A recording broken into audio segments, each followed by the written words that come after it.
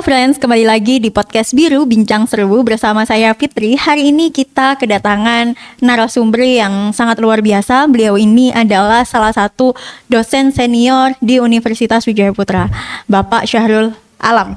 Halo Bapak. Halo Mbak Fitri. Tos dulu Pak. Tos. Iya. Bapak Arif Syahrul Alam ini adalah dosen TPK, Tindak Pidana Khusus di Fakultas Hukum Universitas Wijaya Putra.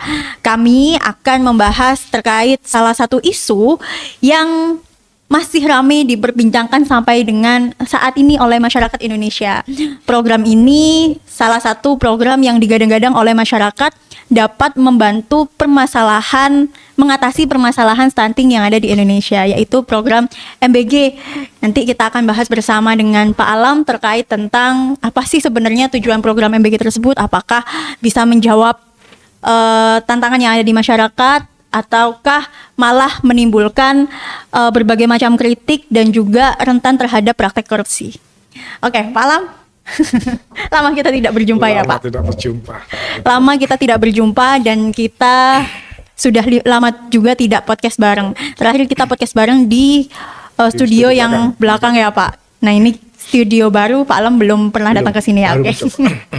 Oke Pak Alam, sebenarnya tujuan utama program MBG bagi masyarakat ini apa sih Pak? Apakah program tersebut itu bisa benar-benar menjawab tantangan yang ada di masyarakat, bisa menjadi solusi yang ada di masyarakat? Karena mengingat akhir-akhir ini ramai banget masyarakat yang pro dan kontra terkait tentang program MBG ini.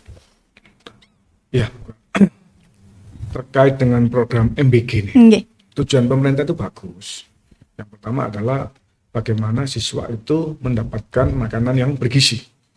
Itu yang pertama. Yang kedua, di situ muncul yang namanya membuka lapangan pekerjaan. Karena kita tahu bahwa satu dapur MBG setidaknya ada 50 relawan. Istilahnya relawan, bukan tenaga kerja. Yang membantu dapur untuk memproses. Ada 50 relawan. Berikutnya adalah dari masyarakat. Penjual sayur, ikan, peternak ayam, peternak telur, padi mulai bergulir semua. Harapannya pemerintah terjadi kegiatan perekonomian mulai hulu sampai ke hilir. Berjalan semua. Perekonomian berjalan, peternak, petani, pedagang, termasuk adanya lapangan pekerjaan baru buat relawan. Bisa memutar perekonomian di Indonesia Sangat ini ya Pak ya. Bisa. Yang dulunya misal pedagang-pedagang itu sepi, akhirnya punya langganan karena adanya program MBG ini. Betul. Terus kemudian ada masyarakat-masyarakat yang kesusahan untuk mencari pekerjaan, akhirnya mendapatkan peluang untuk bekerja di dapur MBG. Tersebut karena adanya program MBG tersebut. Oke, sebenarnya Tapi bagus ya Pak. masalah itu tidak berhenti di situ. Kembali kepada teori ekonomi, banyak permintaan. Otomatis harga ini juga melambung. Dampak yang ditimbulkan. Jadi sekarang di pasar itu krisis, kalau orang mau beli telur, kenapa kok mahal? Pakai MBG. Kenapa ayamnya pakai MBG? Bahkan susu itu juga sekarang dibatasi Pak. Yang dulu tidak pernah orang itu beli susu, bukan tidak pernah ya, jarang. Dengan adanya program ini, mau tidak mau, suka tidak suka, pengelola dapur beli susu. Belinya di perusahaan besar. Nah kadang-kadang tidak sejalan. Dari pemerintah minta itu menghidupkan UMKM. Benar. Tapi apakah UMKM mampu memproduksi susu yang setidaknya satu dapur itu melayani 2.500 sampai 3.000 siswa susunya. Tinggal dilihat seminggu berapa kali susu itu harus ada. Tidak mampu. Berarti program MBG ini sudah terjawab ya Pak ya, bahwasanya bisa mensejahterakan masyarakat. Apalagi kalau saya melihat di berita-berita itu terkait tentang program MBG ini, kalau tepat sasaran, saya melihat anak-anak yang sekolah di Papua yang dulunya tidak pernah makan ikan, akhirnya makan ikan, tidak pernah minum susu, akhirnya minum susu. Mereka itu sangat bahagia sekali dengan adanya program MBG ini.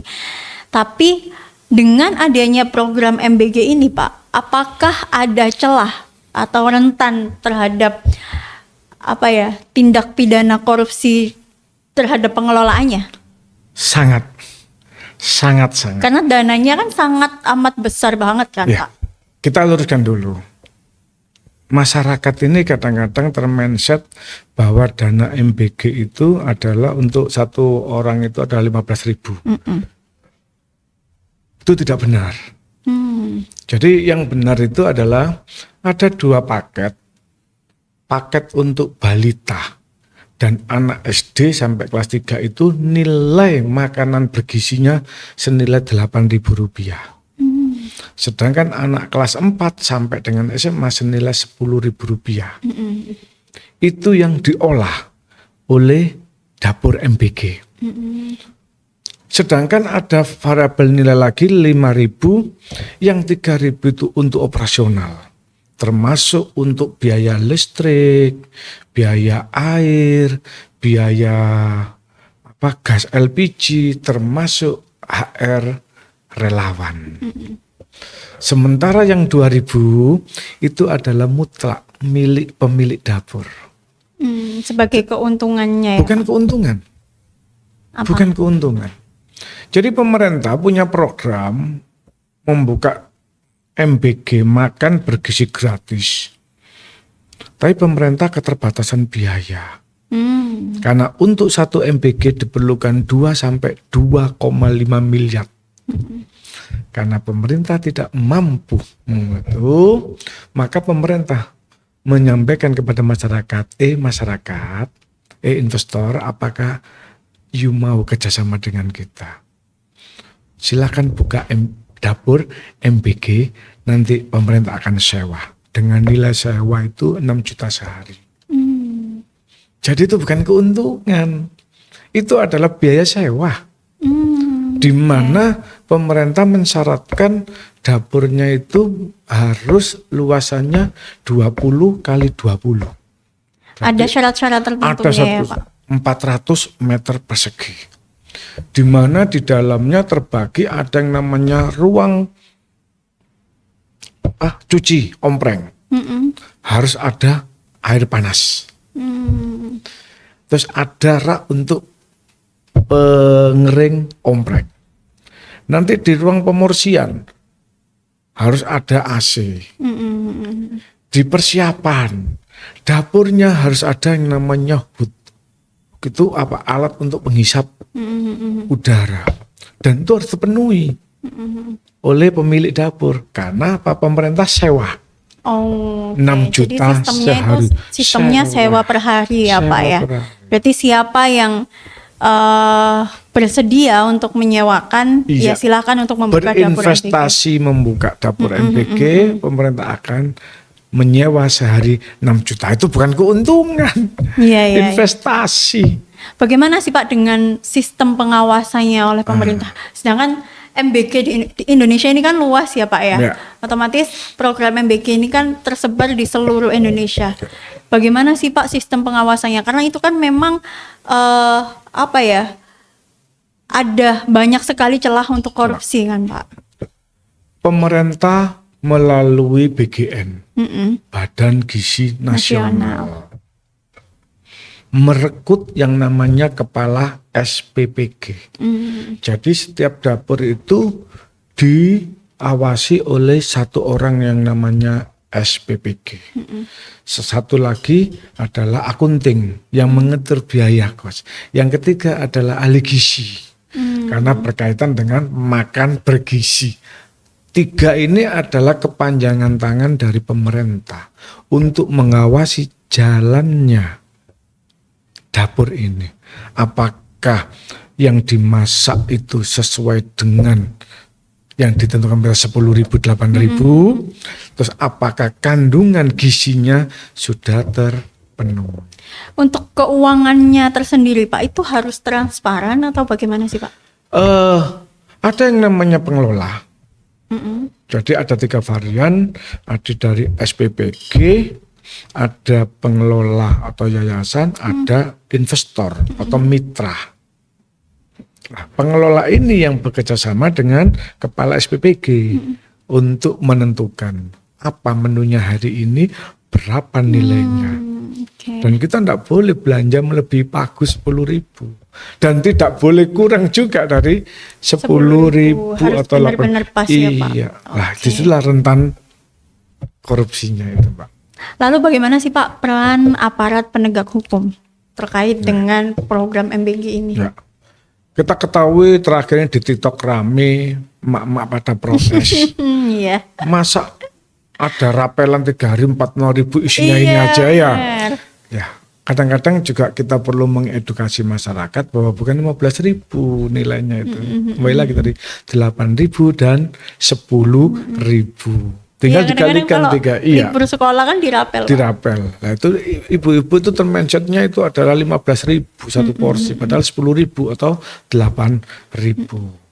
Adanya pengawasan sekarang sudah mulai turun yang namanya dari pihak kejaksaan untuk turut serta mengawasi penggunaan uang ini. Kenapa kok dikatakan korupsi, Mbak Pipit? Sekali lagi karena ini uang negara. Yang dipakai adalah uang negara untuk memberi makan kepada sekolah-sekolah, untuk kepada siswa. Sekarang gurunya juga mendapatkan hak, penjaga sekolahnya juga mendapatkan hak. Bahkan sekarang yang gelandangan-gelandangan itu orang itu juga Dapat bagian, Pak. dapat, termasuk anjal-anjal itu juga diberikan. Karena apa? Dan negara tidak mengharuskan lihat sekolah menerima. Sekolah bisa menolak. Selain anak sekolah Pak, siapa aja sih Pak? Ibu sasaran hamil. Oh ibu hamil juga dapat. Ibu hamil dapat, ibu menyusui dapat. Istilahnya itu B3 kalau nggak salah Berarti itu. tidak hanya anak-anak sekolah aja Nggak, yang sekarang mendapatkan berkembang BG ya? ke ibu hamil, bumil, Penyalurannya bagaimana Pak? Kalau lewat ibu hamil? kader. Jadi di kampung-kampung itu ada namanya kader-kader Iya, iya, itu iya. didata, didistribusikan. Iya, didistribusikan melewati kader-kader. Iya. Jadi ada ibu hamil, ibu menyusui, termasuk balita juga dapat. Oke. Berarti perlu diluruskan ya Lawrence bahwasanya MBG ini nilainya bukan 15.000 per orang per kepala tetapi 8.000 untuk balita 8.000 sampai untuk kelas balita, SD, 10.000 untuk 10.000 anak kelas 4 SD sampai dengan. Oke. Berarti tidak utuh 15.000 ya Pak ya. Iya. Oke. Dan pengawasannya pun sudah diawasi secara ketat ya Pak ya. Sangat ketat di bawah. Oke. Berarti program pemerintah ini memang saya juga setuju karena baik juga untuk masyarakat Indonesia dan bermanfaat juga menurut Tapi saya. ada juga dapur yang nakal, Mbak. Ya tadi itu harusnya 10.000 dimasak 8.000. Nah inilah yang kadang-kadang perlunya turun tangan dari APH. Lalu bagaimana dengan itu Pak? Dapur yang nakal tersebut apakah ditindak atau bagaimana? Harusnya ada Sanksi administrasi, yang kedua penutupan, yang ketiga sanksi pidana. Oke. Kalau ditemukan adanya unsur tindak Pidana. pidana. Oke. Kenapa? Untuk efek jerah. Jadi hak dan kewajiban itu sama-sama. Haknya pemilik dapur atau investor dilindungi oleh pemerintah, pemerintah juga dilindungi dengan penggunaan dana yang dipakai oleh investor atau pemilik dapur.